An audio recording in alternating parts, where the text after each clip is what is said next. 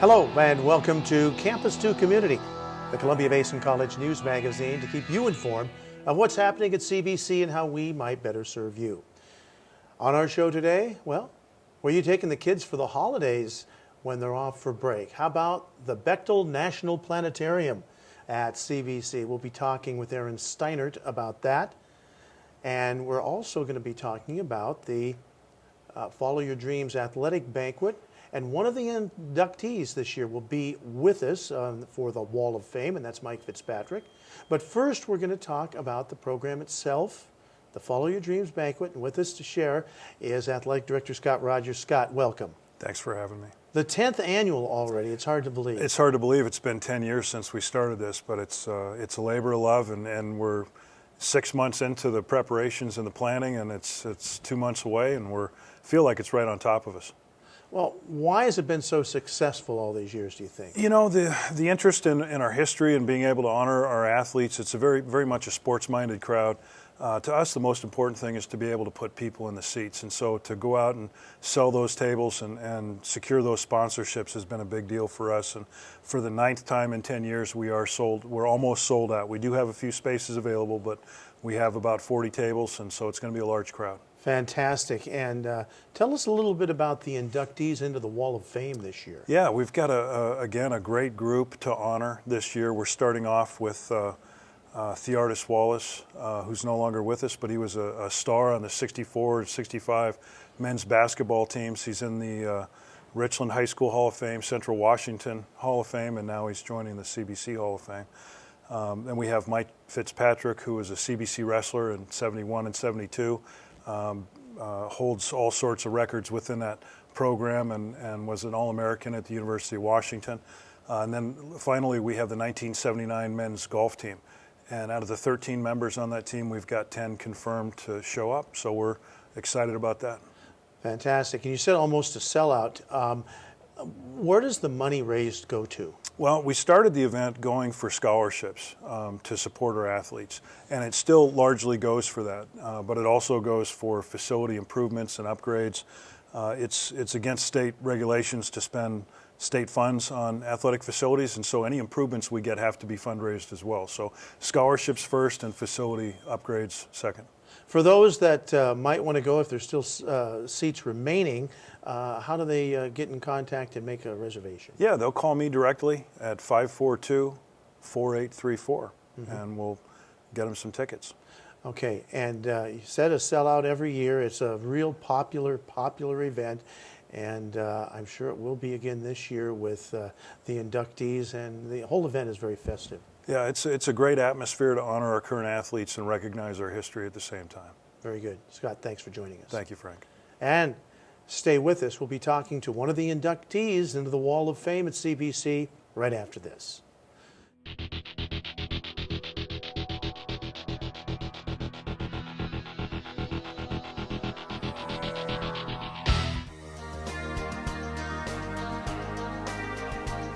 I work in the project controls division, so this program is a really good fit for me for project management. It's a good package because everything that I'm learning here, we also are doing in our programs and projects at work. I just think it's a great program because it's close to home, and you know I can still work and be able to attend classes at night.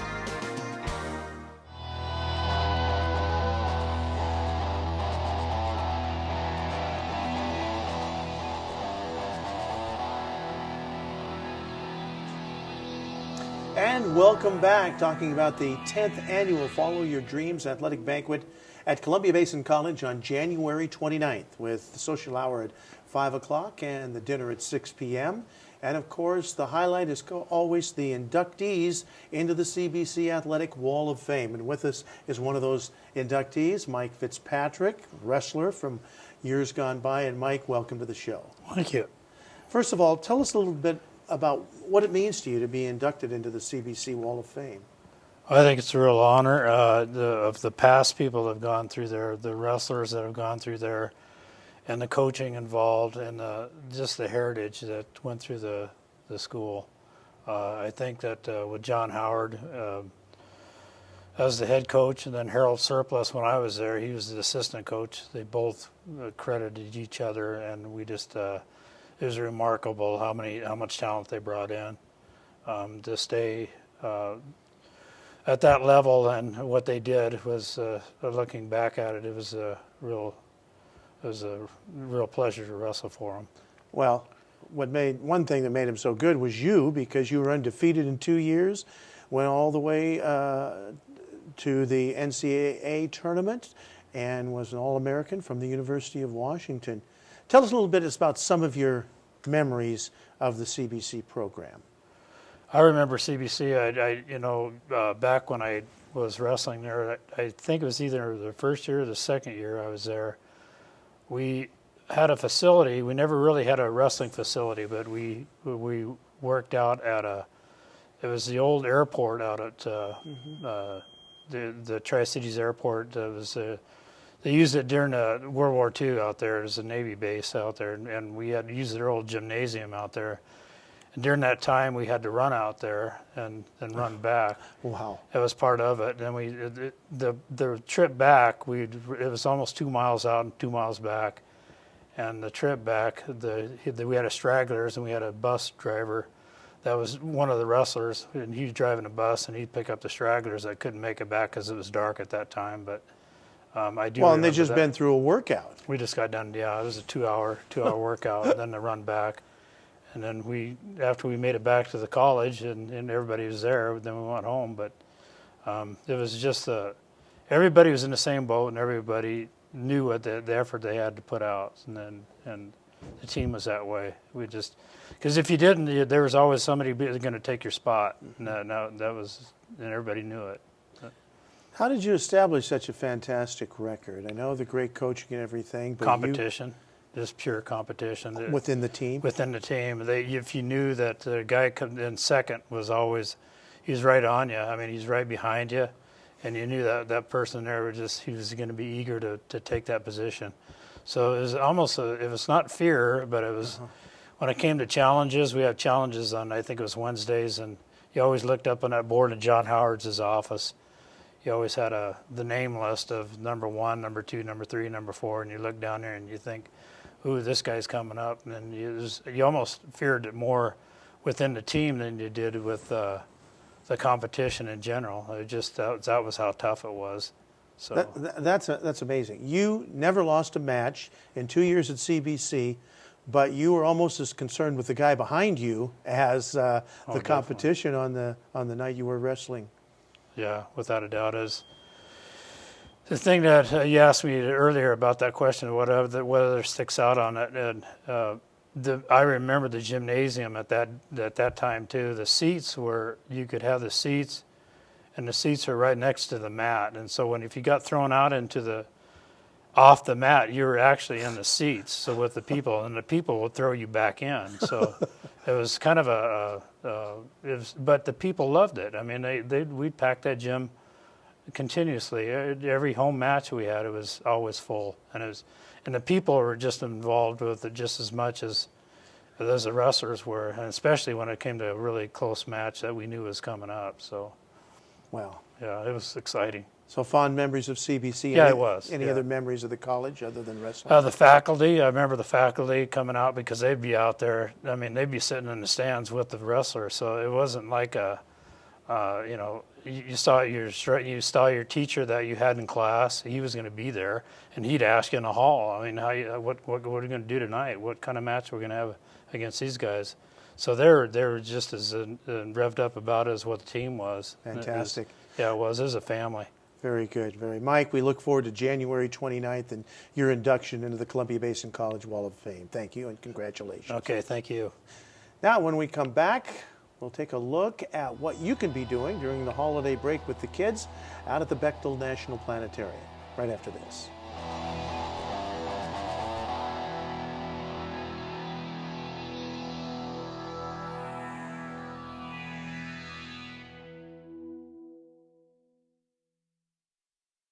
Where can you see stunning views of stars, galaxies, and other wonders of the universe? Visit the Bechtel National Planetarium at Columbia Basin College.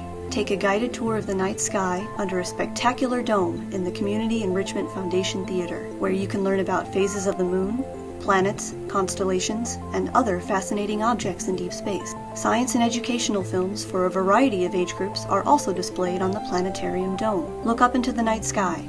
Learn more about our universe.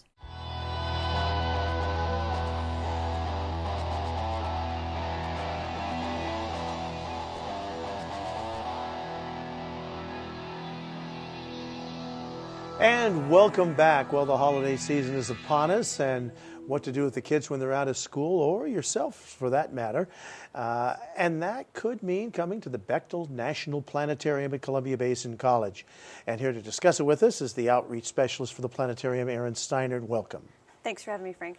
Well, tell us a little bit about the Bechtel National Planetarium for those that have never been there. Sure, and there are still quite a few people in the community that haven't been out quite yet. So we operate the largest digital theater in the entire state of Washington, and I cannot stress enough, every time I've been on, this is my third time I think coming to talk to you, about how lucky we are in the Tri-Cities to have a facility like this. It has a 36-foot wide dome where we show the night sky and films. We offer public shows, private events, K through 12 field trips, the whole shebang. And this weekend, December 4th and 5th, will be our third-year anniversary, and we'll be offering our public shows for free. Oh, fantastic. Now, you went through some of the different audiences that go through there. What kind of classes and what kind of schools come to you, and CBC classes, that type of thing? Right, so since we're on the CBC campus, of course, we like to cater to CBC students first and foremost.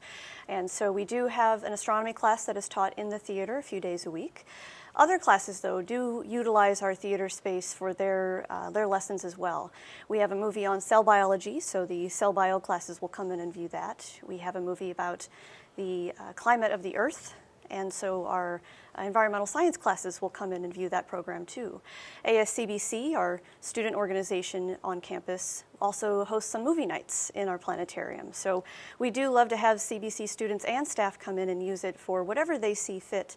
But then, of course, we do offer public shows on the weekends, and we also do private events for Boy Scouts, Girl Scouts, that sort of thing. And the main part of my job, what I do, is I host K through 12 field trips under the dome. Oh, fantastic. And do a lot of schools take advantage of that?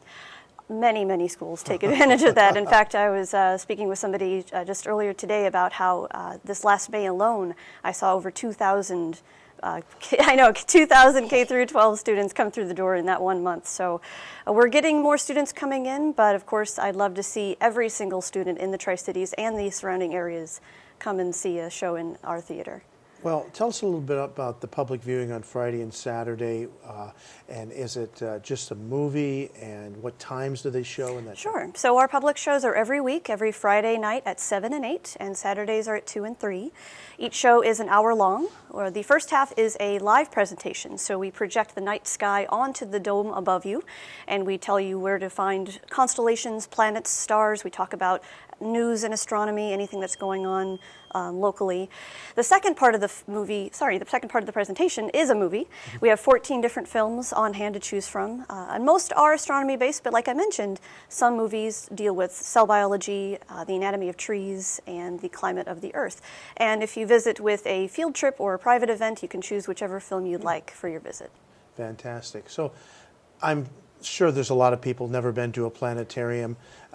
They've never had the experience of the full dome. What's that like? Sure, and a lot of people do confuse it with an observatory, which we also have on campus. But an observatory is where you actually go to look through a telescope at the night sky, whereas a planetarium uses projection system and software to show you the night sky inside.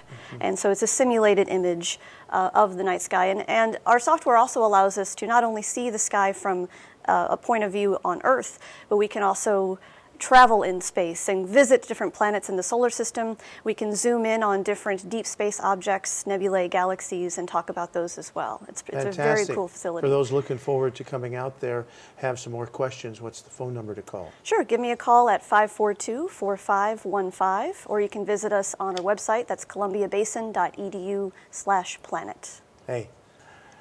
And Erin, thank you so much for joining us on Campus to Community. Thank you for having me, Frank. And thank you for joining us, and that's Campus to Community.